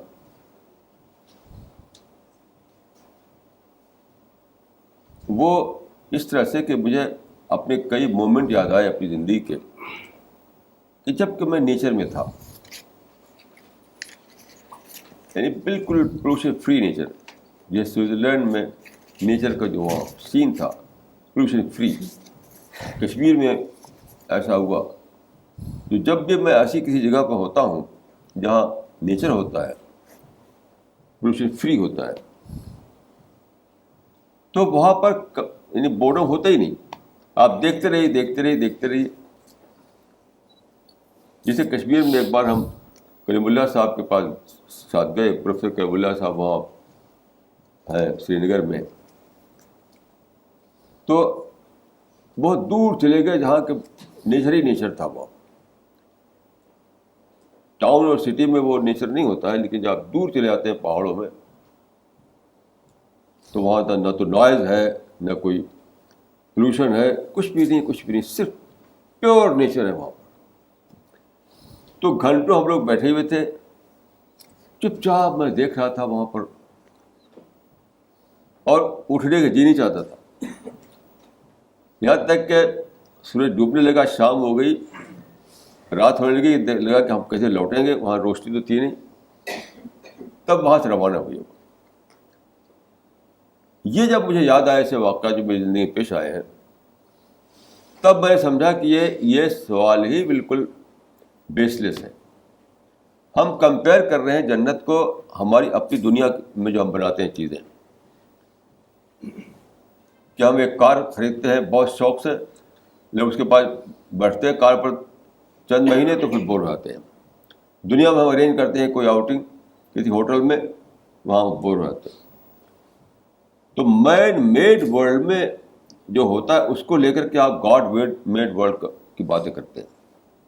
نیچر گاڈ میڈ ہے، آپ جو بناتے ہیں تو مین میڈ ہے.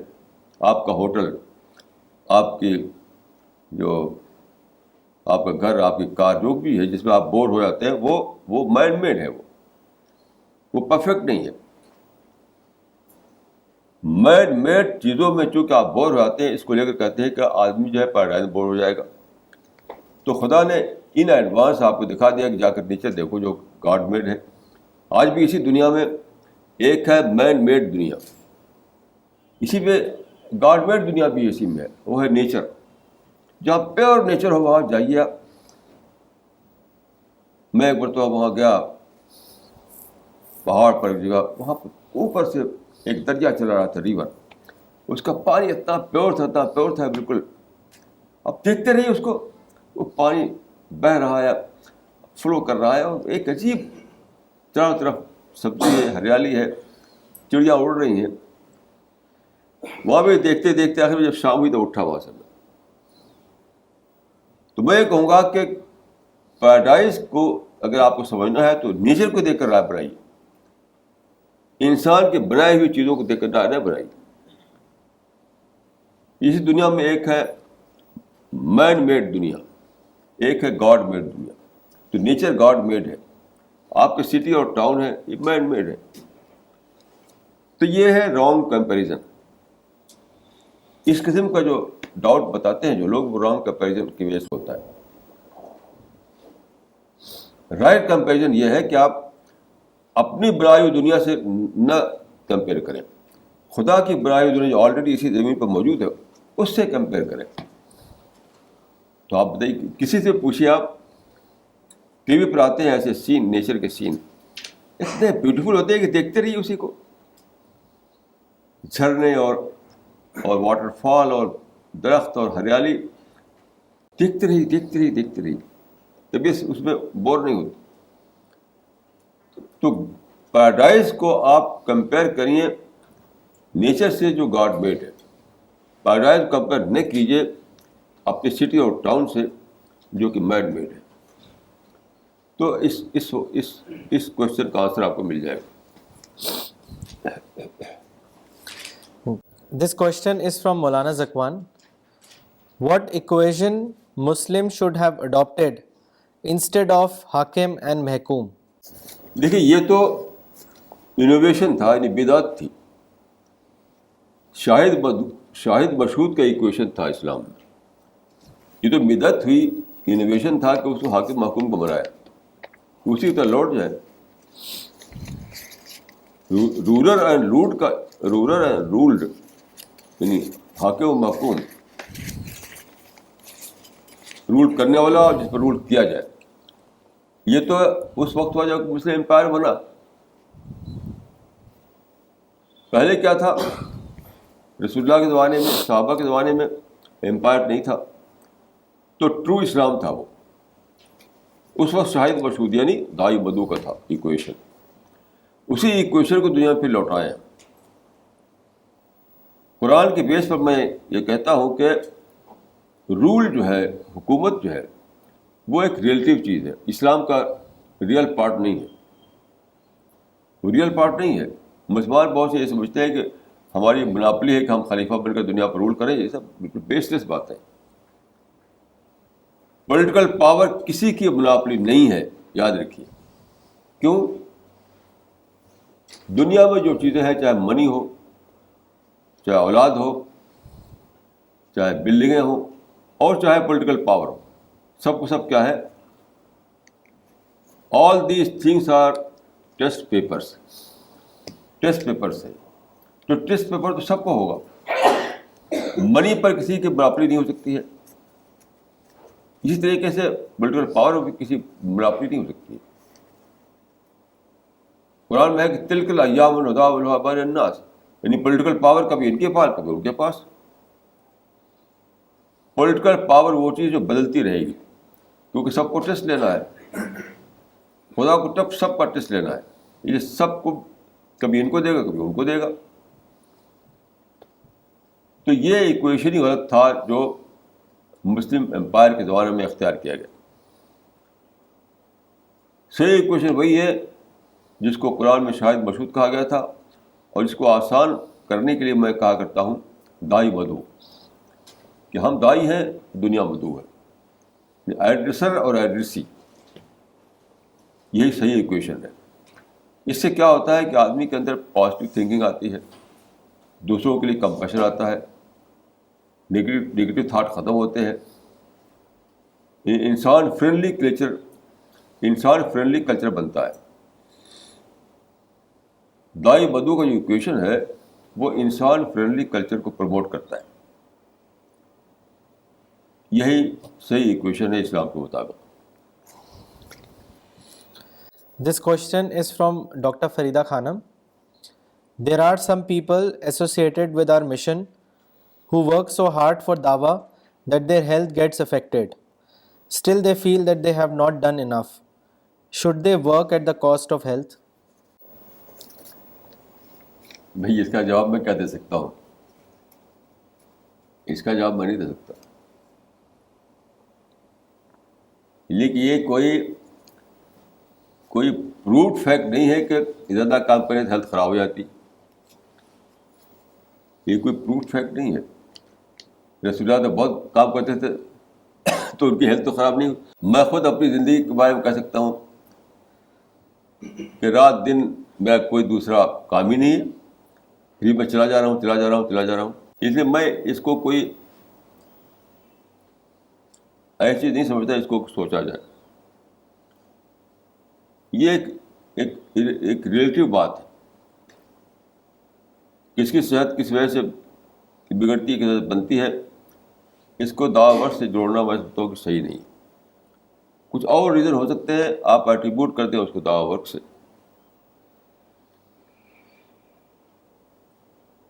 دوسری بات یہ ہے کہ پرفیکٹ ہیلتھ یاد رکھیے کوئی بلیسنگ نہیں ہے. بہت اچھا مسل پاور آپ کے اندر ہے, بہت اچھی ہیلتھ آپ کی ہے, اور سارا آپ کا باڈی جو ہے بہت ٹھیک ٹھیک فنکشن کر رہا ہے. That is not a blessing. کیوں؟ پوری زندگی میں نے دیکھا ہے کہ ایسے لوگوں کے اندر آ جاتا ہے آروگینس. میں نے کوئی ایکسیپشن نہیں پایا ابھی تک. اچھی ہیلتھ جو ہے ہمیشہ آروگینس لاتی ہے. تو کتنی بھاری پرائز دینی پڑتی ہے اچھی ہیلتھ کے لیے. بس بتاؤ, ٹوٹی پھوٹی ہیلتھ وہی زیادہ اچھی ہے. ٹوٹی پھوٹی ہیلتھ ہی زیادہ اچھی ہے, کیونکہ آدمی خدا کو یاد کرتا رہے گا. حدیث میں آتا ہے کہ انا عند المنکسرۃ قلوبہم, انا عند المنکسرۃ قلوبہم, یعنی میں ٹوٹے ہوئے دلوں کے پاس ہوتا ہوں, ٹوٹے ہوئے دلوں کے پاس ہوتا ہوں.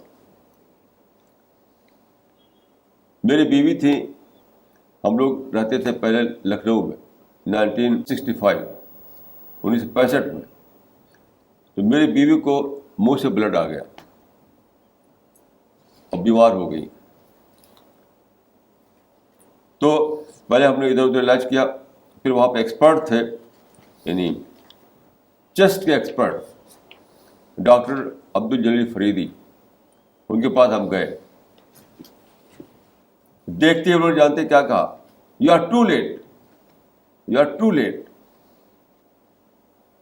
لیکن ان کے اس کہنے کے بعد 40 سال تک میری زندہ رہی, خوب ایکٹیو رہی, کام کرتی رہی. اب وہ ڈاکٹر صاحب مر گئے. تو گڈ ہیلتھ کوئی میں سمجھتا ہوں کہ ایک ریلیٹیو ٹرم ہے, ریلیٹیو ٹرم ہے. ٹاؤن سینٹ ایک آدمی جو ٹی وی تھا, اس کو ٹی وی, اس کی بک غالباً سعدیہ کے پاس ہے. اس نے اتنا زبردست کام کیا کرسچینٹی کو پھیلانے کے لیے. آخر وقت وہ ٹی وی کا مریض رہا, وہ ٹاؤن سینٹ. بہت کام کیا اس نے, اندھادھند کام کیا کرسچینٹی کو پھیلانے کے لیے. وہاں پر وہ ساؤتھ امریکہ کے بعض ایریاز میں. تو میں نے کئی ایسے لوگوں کو دیکھا خود اپنی زندگی میں کہ ان کی ہیلتھ اچھی نہیں تھی, انہوں نے بہت بڑے بڑے کام کیے.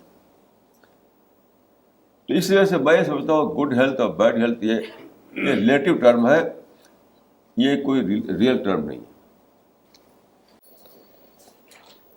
This question is from Dr. M.I. Pradhan. What is the concept of iddat in Islam? Is this compulsory for women in Islam? بھئی یہاں مت پوچھیے. یہ جو ہے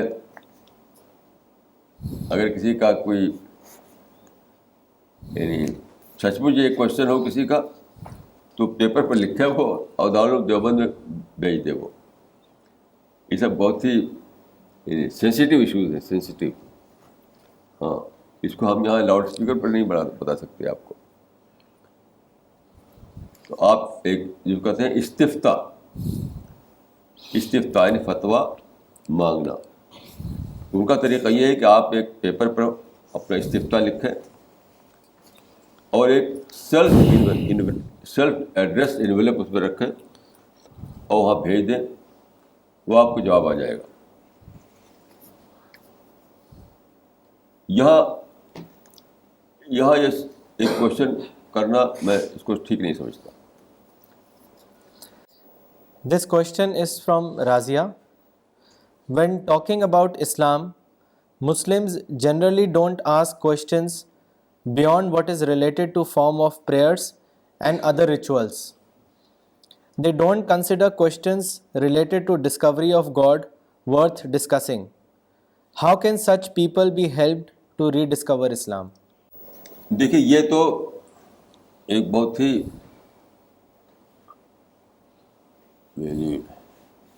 بہت امپورٹنٹ کوشچن ہے. اصل بات ہے کہ اس زمانے میں جو کام ہوئے ہیں تو سب لوگوں نے یہ سمجھا کہ اسلام بگنس فرام ریسائٹنگ کلمہ. یہ آپ کلمہ پڑھ دیں تو اسلام شروع ہو گیا. سب لوگ اسی کو مانتے ہیں, حالانکہ یہ صحیح نہیں ہے. اسلام بگنس فرام ڈی کنڈیشننگ. جب تک آپ کی ڈی کنڈیشن نہ ہوئی ہو, کلمہ پڑھنے سے کچھ ملتا نہیں آپ کو. اسی لیے قرآن میں دیکھیے معرفت کہا گیا ہے. معرفت یعنی اسلام کی بگننگ جو ہے وہ معرفت سے ہوتی ہے. معرفت کا مطلب ہوتا ہے ریئلائزیشن. کلمہ کو پڑھنا یہ اسلام کی بگننگ نہیں ہے, معرفت اسلام کی بگننگ ہے. یعنی first is realisation, then is recitation.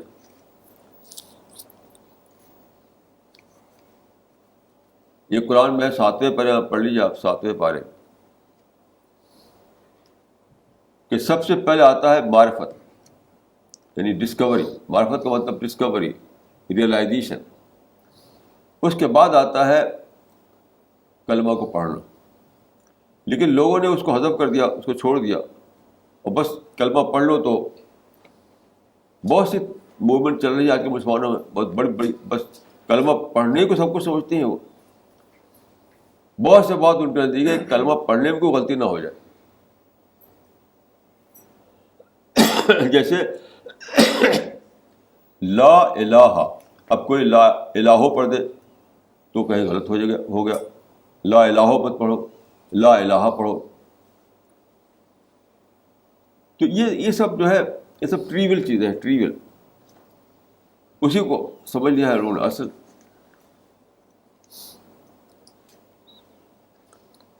اب دیکھیے اس میں اللہ کا ورڈ 2 بار آتا ہے, لا الہ الا اللہ.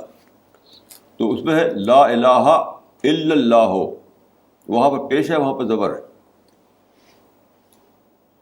اب کوئی اس کو الٹا کر دے, ہے یہ تو غلط پڑھ دیا تم نے, تو اسی کو سمجھتے ہیں کلمہ پڑھنا. تو قرآن سے میں بنیاد پر میں کہہ سکتا ہوں کہ اسلام بگنس فرام معرفہ, دیٹ از ریئلائزیشن اور ڈسکوری. ڈسکوری پھر آتا ہے ریسیٹیشن. اب کیونکہ لوگوں نے یہ بنا دیا ہے کہ بس کلمہ پڑھو اور اسلام شروع ہو گیا, اس وجہ سے لوگوں کو سمجھ بات آتی نہیں. لیکن میں اس کو ٹھیک نہیں سمجھتا. This question is from Idris. What is the view of Islam about music and arts? دیکھیے میوزک اور آرٹ کے بارے میں یہ کہوں گا کہ جو لوگ اس کو حرام بتاتے ہیں وہ غلو کرتے ہیں. تو لیکن آپ یہ بھی سمجھ لیجیے کہ ایک ہے حرام اور حلال ہونا, لیکن یہ کافی نہیں ہے. حدیث میں آتا ہے کہ لا یبلغ العبد ان یکون من المتقین حتی یدع ما لا باس به حذرا لما به باس. اس معلوم ہے کہ صرف یہی نہیں کہ چیزوں میں کوئی چیز حرام ہوتی ہے, کوئی حلال ہوتی ہے. ایک اور چیز ہے جس کو میں کہا کرتا ہوں ڈسٹریکشن. تو یہ چیزیں جو ہے میں نہیں کہتا کہ وہ حرام ہے, لیکن وہ ڈسٹریکشن ہے. اور ڈسٹریکشن جو ہے اپنے رزلٹ کے اعتبار سے حرام سے بھی زیادہ خراب ہے. وہ اپنے ٹائم کو ویسٹ کرتے ہیں آپ, اپنی انرجی کو ویسٹ کرتے ہیں آپ. تو یہ اس سے بڑا کوئی لاس ہے اس دنیا میں؟ اس سے بڑا کوئی لاس ہو سکتا ہے؟ وہ تو آپ نے 5 منٹ کے لیے آپ نے پی لیا شراب, تو 5 منٹ آپ نے حرام کام کیا. اور یہاں تو دن بھر لوگ کرتے رہتے ہیں، اسی میں سنتے رہتے ہیں. تو بہرحال جہاں تک میں نے سمجھا ہے، میوزک اور آرٹ جو ہے اپنے آپ میں وہ حرام نہیں ہے، لیکن وہ سورس آف ڈسٹریکشن ہے. اس سینس میں کہتا ہوں کہ اس سے آدمی کو بہت زیادہ بچنا چاہیے، نہیں تو اس دنیا میں اس کا پروگرس نہیں ہوگا، اس کا اسپریچول ڈیولپمنٹ نہیں ہوگا، کوئی بڑا کام نہیں کر سکے گا وہ. اس سینس میں کہتا ہوں کہ وہ اس قابل ہے کہ آدمی اس سے بچے. This question is from Khalid Ansari. Some people believe that prophets were of making any mistake. Is it correct that prophets were above any faltering instincts as an ordinary person? If yes, then how could they become a role model for a common man who by nature can't help but make mistakes? نہیں، دیکھیے یہ غلط ہے. پیغمبر غلطی کرتے ہیں. جو لوگ یہ مانتے ہیں وہ ہے جو کہ یہ نعت خوانی جو کرتے ہیں، نعت خوانی جو پیغمبر کو خدا بنا دیتے ہیں. علماء کا یہ نظریہ نہیں ہے. علماء کا یہ ماننا نہیں ہے کہ پیغمبر غلطی نہیں کرتا. صرف یہ ہے ماننا علماء کا کہ پیغمبر کو غلطی پر خدا باقی نہیں رہنے دیتا،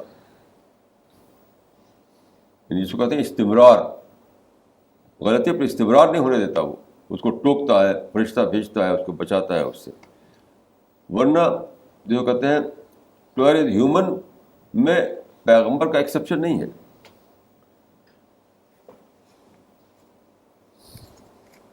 تو پیغمبر کے ایک پوزیشن یہ کہ وہ بشر ہے، دوسری کہ وہ رسول ہے، یعنی میسنجر ہے.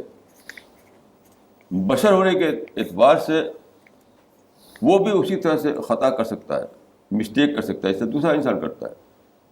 لیکن خدا کی وحی چونکہ آتی پیغمبر پر تو اس کو فوراً بتا دیتی ہے.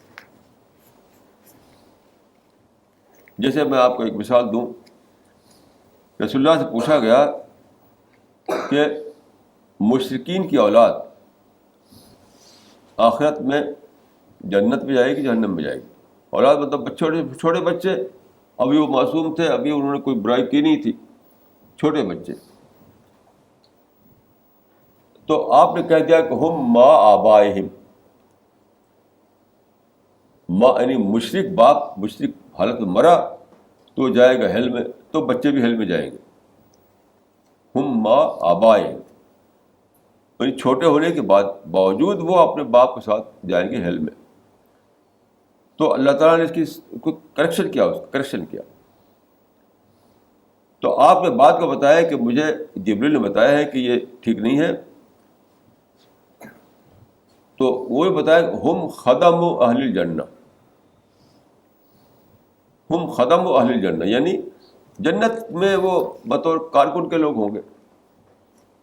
خدم کے معنی ہوتے ہیں خادم، لیکن خادم معنی نہیں کہ کوئی غلام اور سلیو نہیں، وہاں کو وہ بہت سے کام ہیں وہ کریں گے اس میں. تو دیکھیے یہاں پر رسول اللہ نے خود کہا کہ مجھ سے یہ غلطی ہوئی اور فرشتے نے اسے کریکشن کیا. تو پیغمبر جو ہے وہ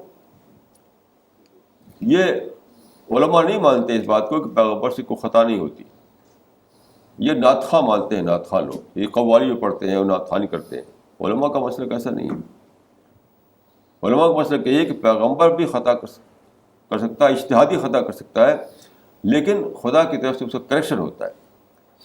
اس وجہ سے اس کا جو ایگزامپل ہے وہ باقی رہتا ہے. ایگزامپل ہونے کے لحاظ سے پھر بھی وہ نمونہ اور ماڈل بنا رہتا ہے، کیونکہ اس کو کریکشن ہو جاتا ہے. اور پیغمبر خود بتا دیتا ہے کہ دیکھو میں نے کیا، ایسا نہیں، ایسا معاملہ ہے. یہ ہے علماء کا مسئلہ. This question is from Idris.